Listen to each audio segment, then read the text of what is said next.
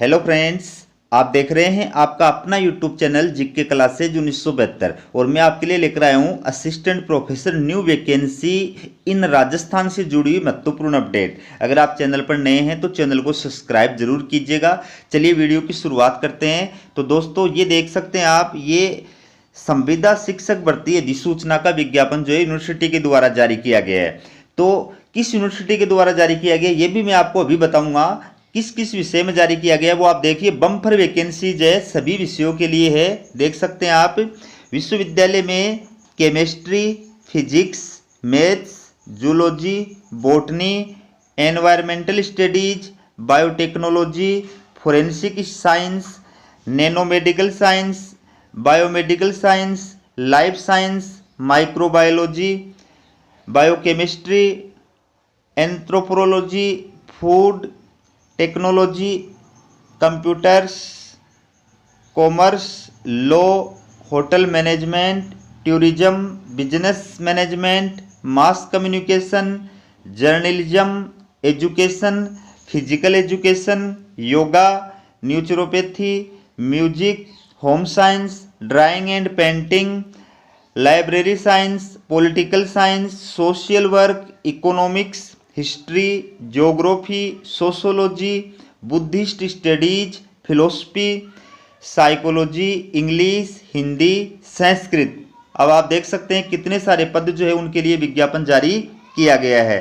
ठीक है, तो इन विषयों में संविदा पर असिस्टेंट प्रोफेसर, एसोसिएट प्रोफेसर एवं प्रोफेसर के पदों पर निर्धारित प्रारूप में आवेदन आमंत्रित किए जाते हैं।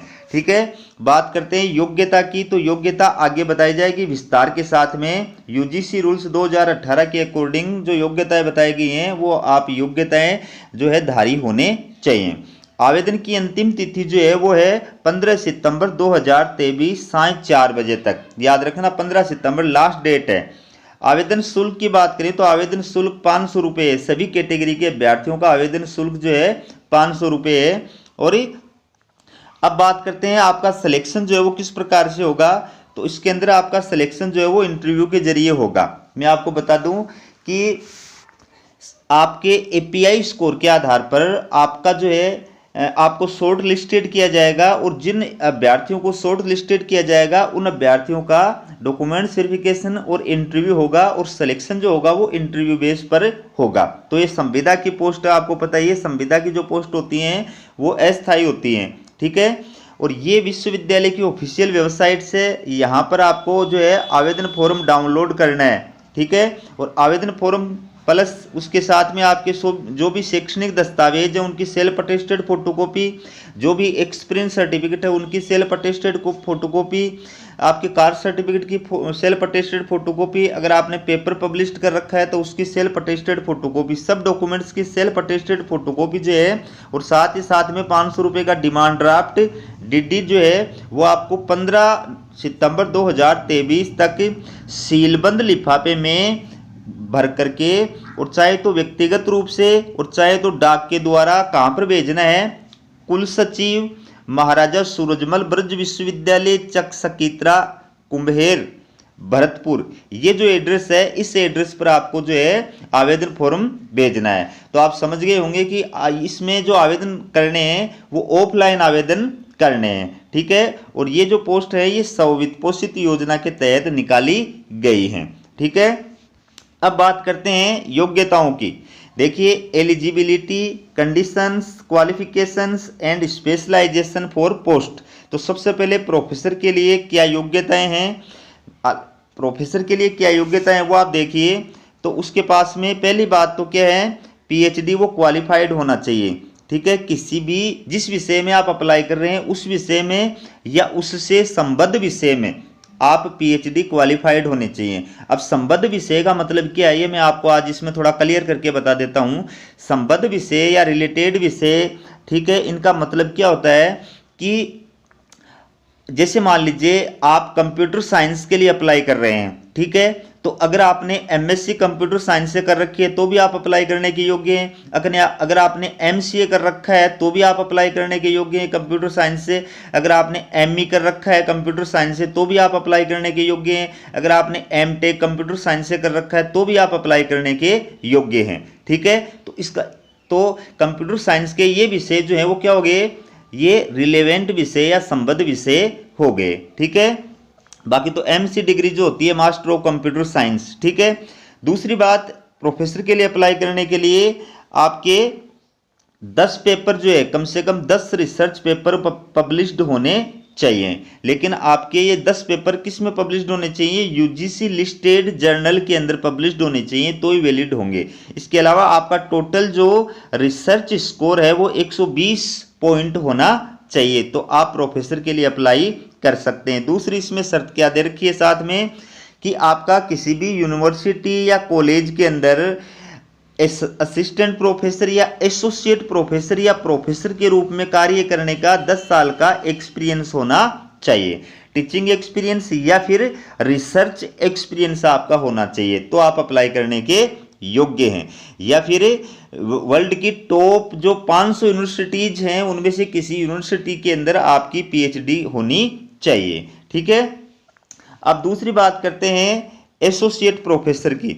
तो एसोसिएट प्रोफेसर के लिए क्या एलिजिबिलिटी है, देखिए, good academic record with PhD degree. PhD degree के साथ में आपका गुड एकेडमिक रिकॉर्ड होना चाहिए। गुड एकेडमिक रिकॉर्ड का मतलब ये है कि यूजी और पीजी के अंदर आपके कम से कम 55% मार्क्स होने चाहिए।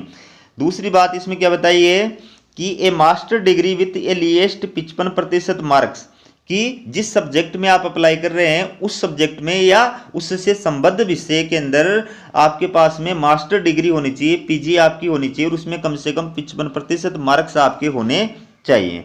इसके अलावा एसोसिएट प्रोफेसर के लिए और क्या योग्यता है कि आपके पास में कम से कम 8 साल का एक्सपीरियंस होना चाहिए, या तो टीचिंग एक्सपीरियंस या फिर रिसर्च एक्सपीरियंस। ठीक है, असिस्टेंट प्रोफेसर के रूप में किसी भी यूनिवर्सिटी या कॉलेज के अंदर कार्य करने का टीचिंग एक्सपीरियंस या रिसर्च का एक्सपीरियंस आपके पास में कितने साल का होना चाहिए, 8 साल का होना चाहिए।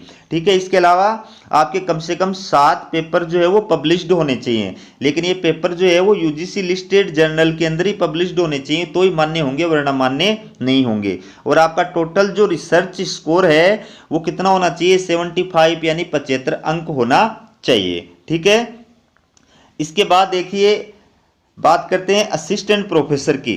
ये जो पोस्ट हैं इनके लिए, असिस्टेंट प्रोफेसर के लिए अप्लाई करने के लिए क्या योग्यताएं हैं, तो सबसे पहले good academic record with a least 55% marks, कि गुड एकेडमिक रिकॉर्ड यानी यूजी और पीजी के अंदर आपके कम से कम 55% मार्क्स होने चाहिए। ठीक है, वैसे तो कई कॉलेज वाले, यूनिवर्सिटी वाले 10वीं और 12वीं का रिकॉर्ड भी मांगते हैं कि उसमें 55% होना चाहिए, लेकिन मेन जो है वो यूजी और पीजी का होता है। ठीक है, यूजी और पीजी में 55% कम से कम मार्क्स होने चाहिए, और साथ ही साथ में आपके पास में जो है मास्टर डिग्री होनी चाहिए। जिस विषय में आप अप्लाई कर रहे हैं उस विषय में मास्टर डिग्री के साथ में आपके पास में 55% मार्क्स होने चाहिए। दूसरी बात इसमें आपके पास में, और यूजीसी के द्वारा या सीएसआईआर के द्वारा जो राष्ट्रीय पात्रता परीक्षा यानी नेट कंडक्ट कराई जाती है वो नेट आप क्वालिफाइड होने चाहिए। ठीक है, अगर आप नेट क्वालिफाइड नहीं है तो जो राज्य पात्रता परीक्षा आयोजित कराई जाती है सेट या स्लेट, वो आप क्वालिफाइड होने चाहिए। अगर आप ये भी क्वालिफाइड नहीं है, असिस्टेंट प्रोफेसर के लिए अप्लाई करने के लिए जो मिनिमम योग्यता है वो नेट या स्लेट है, लेकिन अगर आप दोनों ही क्वालिफाइड नहीं है और आपने पीएचडी कर रखी है तो आपकी जो पीएचडी या एमफिल है वो यूजीसी रूल्स 2009 या 2016 के अकॉर्डिंग होनी चाहिए, ये आपको याद रखना है। ठीक है, तो ही आप अकेले पीएचडी बेस पर असिस्टेंट प्रोफेसर के लिए अप्लाई कर सकते हैं। और जिन कैंडिडेट्स की पीएचडी या एमफिल का रजिस्ट्रेशन 11 जुलाई 2009 से पहले का हुआ है, याद रखना, आपकी डिग्री भले ही आपको 11 जुलाई 2009 के बाद की मिली है, लेकिन रजिस्ट्रेशन अगर आपका 11 जुलाई 2009 से पहले का है, उस सिचुएशन में आपकी पीएचडी या एमफिल जो है वो तभी वैलिड होगी जब आप ये 5 जो पॉइंट हैं इन पॉइंटों को प्रमाणित करने का प्रमाण पत्र जो है वो प्रस्तुत करेंगे। ये 5 पॉइंट हैं जो मैं आपको हर बार बताता हूँ। इसमें एक बात तो ये है कि आपने रेगुलर मोड के आधार पर पीएचडी की है, ये प्रमाणित तो होना चाहिए। दूसरी बात, 2 बाह्य पर्यवेक्षकों के द्वारा आपका शोध जो है वो चेक किया गया है, ये प्रमाणित होना चाहिए। तीसरी बात, आपका खुला जो है वो वाइवा वॉइस हुआ है, वो प्रमाणित होना चाहिए। और चौथी बात जो है, आपके 2 रिसर्च पेपर पब्लिश्ड होने चाहिए यूजीसी लिस्टेड जर्नल के अंदर, जिसमें एक पेपर जो आपका पीएचडी थीसिस से रिलेटेड टॉपिक से होना चाहिए। और पांचवी बात, आपके 2 पेपरों का आपके द्वारा सेमिनार के अंदर या कॉन्फ्रेंस के अंदर वाचन किया हुआ होना चाहिए। इनको प्रमाणित करने का जो प्रमाण पत्र है वो कौन जारी करेगा? जिस यूनिवर्सिटी के अंदर आपने पीएचडी या एमफिल की है, उस यूनिवर्सिटी का डीन या रजिस्ट्रार जो है उसके द्वारा प्रमाण पत्र बना करके दिया जाएगा। तो आप अपनी यूनिवर्सिटी के अंदर जाकर के संपर्क करें, विशेषकर रिसर्च सेक्शन के अंदर जाकर के पता करें। अब एक महत्वपूर्ण बात मैं आपको और बता देता हूं, इसमें आपने देखा होगा ऊपर जो सब्जेक्ट बताए गए उनमें कई सारे सब्जेक्ट ऐसे हैं जिसमें यूजीसी के द्वारा नेट कंडक्ट नहीं कराई जाती है, यूजीसी या सीएसआईआर के द्वारा नेट कंडक्ट नहीं कराई जाती है, और राज्य पात्रता परीक्षा सेट और स्लेट भी कंडक्ट नहीं कराई जाती है। तो ऐसे विषय जिनके अंदर यूजीसी या सीएसआईआर नेट भी कंडक्ट नहीं कराई जाती और स्टेट पात्रता परीक्षा सेट या स्लेट भी आयोजित नहीं की जाती है, उन विषयों के लिए अगर आप अप्लाई कर रहे हैं तो फिर आपके पास में उस विषय की मास्टर डिग्री या उससे संबद्ध विषय की अगर मास्टर डिग्री और उसमें 55% मार्क्स हैं तो आप अप्लाई करने के योग्य हैं। बगैर नेट सेट और पीएचडी के भी आप अप्लाई करने के योग्य हैं। ठीक है, अब बात करते हैं कि आपका जो सिलेक्शन होगा। मैंने आपको बता दिया कि आपका सिलेक्शन जो है वो किस प्रकार से होगा। आपका सिलेक्शन जो है वो आपके एपीआई स्कोर के आधार पर जो शॉर्ट लिस्टेड किया जाएगा, और शॉर्ट लिस्टेड जो किए गए अभ्यर्थी हैं उनको इंटरव्यू के लिए कॉल किया जाएगा, और इंटरव्यू के बेस के आधार पर आपका सिलेक्शन किया जाएगा। तो जो भी अभ्यर्थी क्वालिफाइड है और यहाँ पर अप्लाई करने का इच्छुक है वो 15 सितंबर 2023 शाम 4 बजे से पहले जो है वो अप्लाई कर सकता है। अगर SC, ST, OBC, MBC, EWS ये जो कैटेगरी के अभ्यर्थी हैं वो अपना वैलिड जाति प्रमाण पत्र प्रस्तुत करते हैं तो उनको आरक्षण का लाभ भी प्रदान किया जाएगा। ठीक है, और फॉर्म के अंदर आपको अपनी ईमेल आईडी और मोबाइल नंबर अनिवार्य रूप से भरना है, क्योंकि यूनिवर्सिटी के द्वारा जिन अभ्यर्थियों को शॉर्ट लिस्टेड किया जाएगा और इंटरव्यू के लिए कॉल किया जाएगा उनकी सूचना उनको एसएमएस के जरिए या फिर ईमेल के जरिए जो है वो प्रदान की जाएगी। ठीक है, तो दोस्तों वीडियो कैसा लगा कमेंट करके जरूर बताएं, और हमारा वीडियो देखने के लिए आप सभी अभ्यर्थियों का बहुत बहुत धन्यवाद।